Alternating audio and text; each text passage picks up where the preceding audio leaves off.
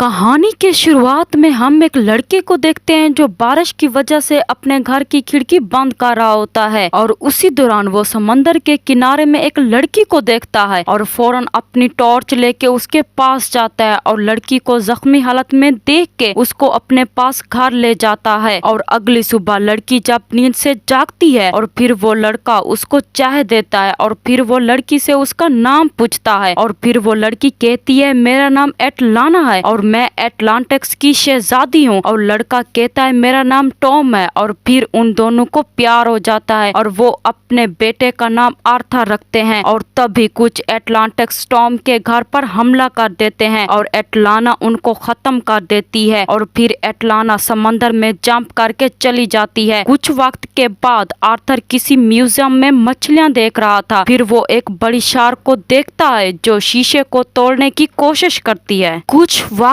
के बाद आर्थर किसी सबमरीन पर हमला करता है और वहां पर मौजूद लुटेरों को मार देता है और फिर वहां पर फंसे लोगों को बचाकर निकल जाता है। कुछ लम्हे बाद एक्वामैन उधर समंदर में राजा ओर्म की राजा नेरियस से मुलाकात होती है। राजा नेरियस कहता है तुम्हारा एक भाई है जो जमीन में रहता है और उसका नाम आर्थर है और लोग उसे एक्वामैन कहते हैं। और फिर वहां पर एक सबमरीन उन पर अटैक कर देती है और राजा ओर्म उस सबमरीन पर अटैक करता है और सबमरीन नीचे गिर जाती है। और उधर जमीन पर एक लड़की एक्वामैन से मिलती है और उसको कहती है तुमको मेरे साथ एटलांटिक्स चलना होगा। और फिर एक्वामैन उसके साथ जाने से इनकार करता है और फिर रास्ते में एक्वामैन समंदर के तूफान को देखता है और वो तूफान उसको अपने बाप के साथ डुबो देता है और फिर मेरा उसको बचा लेती है। और मेरा कहती है ये ओर्म का काम है, उसने ये सब तबाही की है। कुछ लम्हे बाद एक्वामैन और मेरा एक बड़ी पहाड़ी पर जाकर समंदर पर छलांग लगाते हैं और फिर मेरा समंदर के अंदर एक शिप लेके एटलांटिक्स जाते हैं और मेरा एक्वामैन को वोल्को के पास ले जाती है और वोल्को उसको कहता है अगर तुमने एटलांटिक्स की खोई हुई ट्राइडेंट को ढूंढ लिया तो तुम एटलांटिक्स के राजा बन जाओगे। ये ट्राइडेंट एटलांटिक्स के पहले राजा की थी। तभी वहां पर राजा ओर्म के सिपाही हमला करते हैं और वो एक्वामैन को पकड़कर राजा ओर्म के पास ले जाते हैं और एक्वामैन राजा ओर्म को मुकाबले का कहता है और राजा ओर्म उसकी बात मान लेता है। और अगले दिन राजा ओर्म और एक्वामैन की लड़ाई का मुकाबला शुरू हो जाता है और एक्वामैन ओर्म से हारने वाला होता है। और तभी मेरा एक्वामैन को शिप में बैठाकर वहां से चली जाती है और वो दोनों राजा ओर्म से बचने के लिए एक डॉल्फिन के पेट के अंदर छुप जाते हैं। और कुछ लम्हे बाद वो दोनों समंदर से निकलकर एक बड़े सराह में जाते हैं और वहां पर एक एयरप्लेन में बैठकर चले जाते हैं। कुछ लम्हे बाद वो सराह की किसी जगह में एयरप्लेन से जंप कर देते हैं और वो दोनों सराह में जा रहे होते हैं और तभी वो सराह की खाई में गिरकर डेसर्ट की सल्तनत में पहुंच जाते हैं और फिर वो दोनों सल्तनत के हथियार खाने में जाते हैं और फिर मेरा वोल्को के दिए हुए खत को उसकी असल जगह में रखती है और फिर उन दोनों को ट्राइडेंट मिल जाता है। और तभी वहां पर एक्वामैन को एक बोतल मिलती है जिसके अंदर एक नक्शा था। फिर वो दोनों उसको लेकर इटली पहुंच जाते हैं और तभी वहां पर वो कमांडर और एटलांटिक्स उन दोनों पर हमला कर देते हैं और कमांडर एक्वामैन को खंजर मारता है और एक्वामैन उसे समंदर में फेंक देता है और उधर मेरा एटलांटिक्स को खत्म कर देती है। और रात के वक्त वो दोनों समंदर में एक बोट्स में जा रहे होते हैं और तभी उन पर ट्रेंच हमला करते हैं और वो दोनों समंदर के अंदर जाकर वहां से निकल जाते हैं और एटलाना मेरा को बचा लेती है। और फिर एटलाना अपने बेटे आर्थर को देखती है और उसको गले से लगा लेती है और एटलाना उसे कहती है हमें यहाँ से ट्राइडेंट निकाल सकता है। और उस ट्राइडेंट की रखवाली एक बड़ा राक्षस करता है और एक्वामैन उस ट्राइडेंट को लेने के लिए राक्षस के पास जाता है और राक्षस उस पर हमला कर देता है और आर्थर उसको कहता है मैं यहाँ अपनी दुनिया को बचाने आया हूँ। ये सुनकर राक्षस वहाँ से चला जाता है और आर्थर वो ट्राइडेंट लेके अपनी माँ के पास वापस आ जाता है और उधर ओर्म और नेरियस ब्रैंड सल्तनत पर हमला कर देते हैं। और तभी वहाँ पर एक्वामैन बहुत सारी